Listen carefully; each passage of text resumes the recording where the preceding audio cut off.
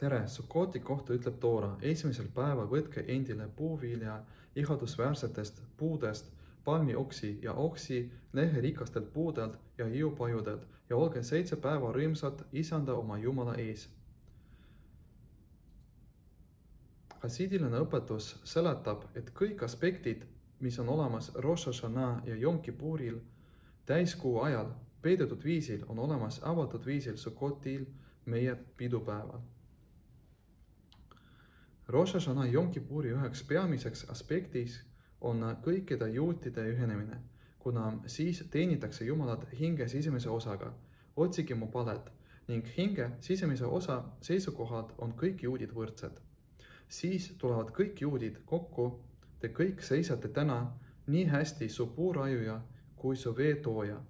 Kõikide juutide ühenemine ilmub nagu kõik Rosh Hashanah'ga Yom Kippuriga seotud aspektid Sukkoti ajal. Midrash Vaikra Raavu ütleb, et 4 taimetüüpi, millega peab lehvitama Sukkoti ajal, vihjavad erinevate juutide tüüpidele. Puuvilja ihaldusväärsed puud on Iisrael. Nii nagu etrogil on meeldiv maitse ja lõhn, nii Iisraelil on olemas inimesed, kellel on Toora ja kellel on head tegud. Toora on seotud maitsega, kuna Toora õppimiseks on tarvis mõistmist ja arusaama, mis toob inimesele naudingut. Ning heategevus lõhn, kuna käskude täitmine peab peamiselt olema seotud vastuvõtmisega. Palmioksed on Iisrael. Nii nagu palmil on olemas maitse, kuid puudub lõhn, nii ka Iisraeli seas on olemas need, kellel on Toora, kuid puuduvad neil head tegud. Lulav viitab juutidele, kellel on maitse, Toora, kuid puudub lõhn, head tegud, nagu tatlid, millel on maitse, kuid puudub lõhn. Oksad leherikastelt puudelt on Iisrael. Nagu mürt, millel on lõhn, kuid puudub maitse, nii Iisrael, kellel on head tegud, kuid ei ole neil teoorad. Jõepajud on Iisrael. Nagu jõepajul puudub nii maitse kui lõhn, samamoodi ka Iisraeli seas on olemas selliseid, kellel puudub nii toora kui ka head tegud. Ütles püha, olgu ta õnnistatud, siduge need kõik kokku ja nad lunastavad teineteist. Sukkoti ühenemisega saavutatakse ühenemine, mis on kõrgem kui Rosh Hashanah ja Yom Kippuri oma. Rosh Hashanah ja Yom Kippuri ühenemises ei ole tunda kõikide juutide liikide ühenemist. Šofari puhumise teenistuses Rosh Hashanah ajal ja patukahetsuses Yom Kippuri ajal tuntakse ainult üldist aspekti, et kõik juudid on võrdsed oma hinge sisemise osaga seotud jumalateenistuse seisukohalt ning ei ole tunda erinevate liikide erinevusi, sest see on peidus. Kuid Sukkoti ajal tulevad kõik erinevused välja, on tunda etrogi, ludavi ja nii edasi. Vastupidi, käsk seisneb selles, et võtta 4 taimeliiki ning nendest moodustatakse üks punt. Vastavalt Midrashi seletusele tuleb välja, et kõrgemal tasemel 4 taimeliigist on etrog, kuna sellel on olemas mõlemad eelised, nii maitse kui lõhn. Etrog vihjab ka kõrgemale liigile juutide seas nendele, kellel on nii toora kui käsud, kuid jääb arusaamatuks, miks täites 4 taimeliigiga seotud käsku peab ütlema õnnistust, kes sa meid oma käskude läbi oled pühitsenud ja andsid meile käsu võtta lulavi. Üks seletus seisneb selles, et õnnistust öeldakse lulavi peal, kuna see on 4 taimeliigis kõrgeim, peab siiski aru saama. Kõik asjad, seda enam käskudega seotud detailid, on materiaalses maailmas sellised, nagu need on vaimsel tasemel, kus asub nende allikas. See, et lulav on 4 taimeliigis kõrgem, näitab, et ka vaimsel tasemel on sellel eelis võrreldes ülejäänud taimeliikidega. Milles seisneb lulavi eelis võrreldes etrogiga, kui lulavil on ainult maitse ja etrogil on nii maitse kui lõhn? Seda on võimalik aru saada, kui kõigepealt saadakse aru, milles seisneb erinevus toora ja käskude vahel. Käskude kohta on öeldud, et need on kuninga kehaosad. Toora kohta on öeldud, et toora ja püha, olgu ta õnnistatud, on üks. Kehaosad ei ole üks asi hingega.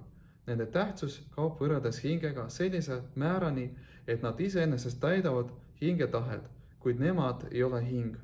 Sama kehtib ka käskude täitmise puhul. Nad näitavad ja väljendavad juudi allumist Jumalale, kuidas ta täidab kõrgemat tahet, kuid siiski jääb alles see, kes täidab käske oma eraldiseisvas olemuses ning tema ei saa üheks tervikuks Jumalaga. Toora puhul aga vastupidi. Kui toorat õpitakse arusaamisega, kui juudi intellekt mõistab Jumala tarkust sellise määrani, et tema mõistus muutub toora mõistuseks, läbi selle ühineb ta Jumala tarkusega, kuna tema ja tema tarkus on üks. Tänu sellele, et toora õppimise omapärane eelis seisneb Jumalaga ühinemisel, on ka arusaadav, et mida enam tegeleb juud toora õppimisega ja mõistmisega, seda enam ühineb ta jumalikkusega. Ning tänu sellele, et lulav sümboliseerib täielikku pühendumist toora õppimisele, kuna lulavil on toora, kuid ei ole sellel häid tegusid. Kindlasti täidab ta käske, kuna vastasel juhul ei järgiks ta seda, mida ta õpib, ning selliste inimeste kohta on öeldud, õelale ütles Jumal, mida sa räägid minu seadustest. Seda enam, kui tema poolne käskude mitte täitmine ei ole viisil, mida keelab Shulchan Aruch, vaid tal lihtsalt puuduvad head tegud, siis igaüks, kes ütleb, ei ole mul midagi peale toorad, siis isegi toorad tal pole. Pigem mõeldakse siin sellist inimest, kes täidab käske, tal on head tegud, kuid neid on täpselt nii palju, kuivõrd tema on kohustatud vastavalt Shulchan Aruchile ning pühendatud on ta siiski toorale. Tema on rohkem ühenenud jumalikkusega kui etrog, kes on pühendunud nii toorale kui käskudele. Seda põhjusel, et kuna etrog on pühendunud mitte ainult toorale, isegi siis, kui ülejäänud asjad on seotud kõrgema tahte täitmisega, on ta mõnikord ühenenud jumalikkusega tasemel, mida saavutatakse läbi käskude täitmise, kuid ta pole ühenenud jumalikkusega tasemel, mida saavutatakse läbi toora õppimise. Seega 4 taimeliigiga seotud käsu täitmisel rõhutatakse lulavi eelist, mis on seotud täieliku ühinemisega Jumalaga, mis on olemas juutidel, kes täielikult pühendavad ennast toora õppimisele, kuna 4 taimeliigi käsu täitmise mõte seisneb kõikide juutide ühinemises, mida saavutatakse läbi juutide ühinemise Jumalaga, mis on ühinemine kõige lihtsamas mõistes. Tänu sellele on võimalik aru saada, miks lulavi puhul on olemas aspektid, mida pole võimalik leida teistel taimeliikidel. Näiteks raputamisega seotud aspekt. Kuigi lehvitamist kõikidele maailma suundadele tehakse kõiki taimeliikidega, siiski raputatakse ainult lulavi. Vastavalt Chabadi rabide kombele peab lulavi raputama peale igat lehvitamist, kui 4 taimeliiki tõmmatakse endast eemale ning enne seda, kui need tõmmatakse enda juurde tagasi. Lulavi raputamine on niivõrd tähtis, et selleks peab selle kõrgus olema 4 rusikat, 1 rusika võrra kõrgem kui mürdid ja pajud, et seda oleks võimalik raputada. Hingeid, mis asuvad üleval, nimetatakse püstis seisvateks. Üldiselt asuvad nad ühel tasemel, kuna nende liikumine üles on vastavalt korrale ja tasemele. Ning tänu sellele, et hing tuleb alla, siseneb kehasse ja täidab oma tooraga käskudega seotud tööd, saavutab ta ülesliikumist, mis on piiratud, mis on tõeline liikuja tase. Piiramatu ülesliikumine, mida hing saavutab tänu oma tööle siin all, väljendub selles, et juudid kõiguvad palvetamise ja toora õppimise ajal. Vastavalt sellele, mida ütleb Zohar, et põhjus, miks juudid kõiguvad toora õppimise ajal, on kuna isanda küünal on inimese hing. Hinge võrratatakse küünlaga. Ning täpselt nii, nagu küünlaleeg kõigub tänu sellele, et see tõmbab ennast oma allikale, kõigub ka hing toora õppimise ajal, mis viitab sellele, et tänu toora õppimisele hing tõmbab ennast ja ühineb jumalikkusega. Kuigi toorat peab õppima arusaamisega ja mõistmisega ning selleks, et midagi tooras aru saada, on tarvis keskendumist, mis on vastupidine kõikumisest, vaatamata sellele peab toora õppimise ajal kõigutama, et näidata, et toora isegi siis, kui see on riiutud arusaamises, on Jumala tarkus ning siis, kui juut tegeleb toora mõistmisega, peab olema nähtav, et tema on ühenenud Jumalaga. Piiramatu liikumise tase tuleb läbi ühenemise Jumalaga, mis on tõepoolest piiramatu, kuna tõelist ühenemist Jumalaga saavutatakse läbi toora õppimise, mis läbi toora õppimise saavutatakse tõeline piiramatu liikumine ning seega kõikumine on seotud tooraga ja omakorda lulaviga. Ühinemine tooraga saavutab liikumist käskudes, täpselt nagu tänu lulavi raputamisele saavutatakse ka ülejäänud taimeliikide raputamine. Kõikumine toora õppimise ajal ei tähenda ainult piiramatu liikumist, mida saavutatakse tänu toora õppimisele, vaid toora õppimises endas sisaldub kõikumise aspekt, mis koosneb 2 osast. Toora õppimine peab olema viisil, lisades temas iga päev. Toora õppija peab iga päev midagi lisama toora õppimises. Selles seisneb üks erinevustest toora õppimise ja palvetamise vahel. Palvuses on iga päev sama kord, kuid tooras peab iga päev midagi juurde lisama. Talmud traktaadis Gidin ütleb, inimene ei seisa toora sõnadel, vaid komistab nende otsa. Selleks, et tooras midagi õigesti aru saada, peab sellele eelnema arutlus. Kõigepealt tekib selgus õppija intellektis, et arvamus on selline, siis kaalub arvamus teisele külgele, hiljem näeb ta selles kolmandat viisi ning ta kõigub, ta lehvitab arvamus 6 suunas senikaua, kui ta ei jõua õpitava asja tõdeni. Tänu sellel on võimalik aru saada imelist asja. Midrash ütleb, et lulav vihjab toora uurijatele tänu sellele, et sellel on olemas maitse, kuid sellel puudub lõhn. Esmapilgul oleks pidanud võtma mitte palmioksi, vaid tatelt, kuna just puuviljas on maitse ja mitte palmioksades. Seletus. 4 taimeliiki levitamise käsu mõte seisneb kõikide juutide ühinemises. Selleks, et üks juut ühineks teise juudiga, peab ta ennast annuleerima, kuna ego ja uhkus segavad teise juudiga ühinemist. Nii nagu see on vaimsel tasemel, kehtib see ka füüsilisel tasemel. Igas taimeliigis peab olema vihje enese annuleerimisele, kuna tänu sellele saavad nad ühineda teiste taimeliikidega. Kelle puhul peaks kindlaks tegema, et tal on enese annuleerimine? Kõige kõrgema puhul, mida kõrgem keegi on, seda egoistlikum ta võib olla ning seda ettevaatlikum peab ta olema.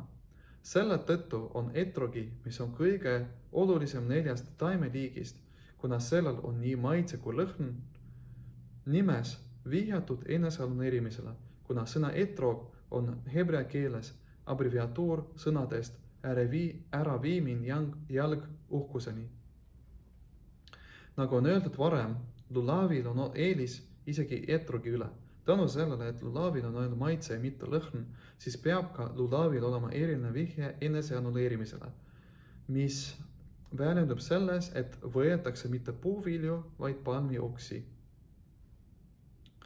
Inimest võrreldatakse puuga ning tema intellekti, milles seisneb inimese peamine eelis, võrreldatakse puuviljadega, mis on puu peamine eelis.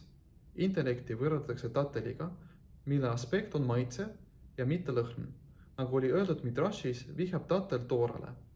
Palmioksade ja lehtede eelis seisneb selles, et nad kaitsevad puuvilju. Sama kehtib ka intellekti puhul. Arvamuse tõesus on puuvili ning arvamusega seotud aretulu käik, mis eemaldab arusaamatust ja kaitseb vaidlusest, on nagu lehed, mis kaitsevad puuvilju. Inimese looduses on, et intellekt saab naudingut siis, kui inimene saab arvamuse põhjal tehtud järeldusest aru. Senikaua, kui inimene on hõivatud arutluskäiguga enne, kui ta on eemaldanud keerulised küsimused ja vaidlused, ei saa ta naudingut. Vastupidi, ta kannatab, kuna mõte pole tema jaoks arusaadav. Ta ei saa rahuldust ning seega ei teki tal egoismi. Selles seisneb palmioksade vihje. Peab asuma lehtede tasemel. Kui sügavale ja kui palju keegi ei saavutaks tooras, peab teadma, et kõik on nagu tilk merest ja isegi vähem, kuna toora mõõt on pikem kui maa ja laiem kui meri ning toora on peidus kogu elava silmadest.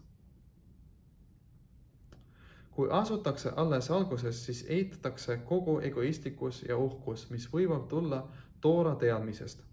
Vastupidi, kui teatakse, kui kaugel asutakse toora täielikust arusaamisest, kutsub see välja eneseannuleerimist ja egoismi eitust. Selles seisneb vihje palmioksadele, hebrea keeles kapot marim, mis on sarnane sõnale kafut, kokku seotud.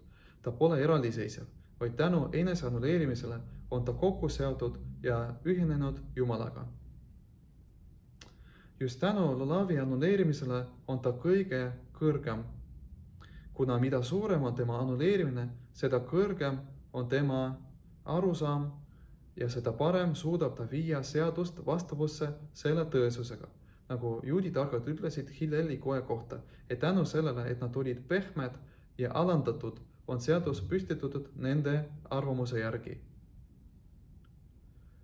Kõik üleval öeldud on juhend meie jaoks, et peab õppima toorat lulavi viisil, täielikult pühenduma ennast toorale ning tooraga ühenemise ajal ei tohi mõelda teiste asjade kohta. See ei käi ainult jeshivade õpilaste ja nende kohta, kes istuvad tenkidest, vaid nagu oli öeldud varem, et kõik 4 taimeliiki peavad moodustama ühte punti. Nad peavad olema nii ühenenud, et iga liik sisaldaks kõikide teiste liikide eeliseid. Isegi nendel, kes on jõepajud, peavad olema kindlad ajad, millal nad peavad asuma lulavi tasemel, õppima toorat täieliku ühenemise viisil.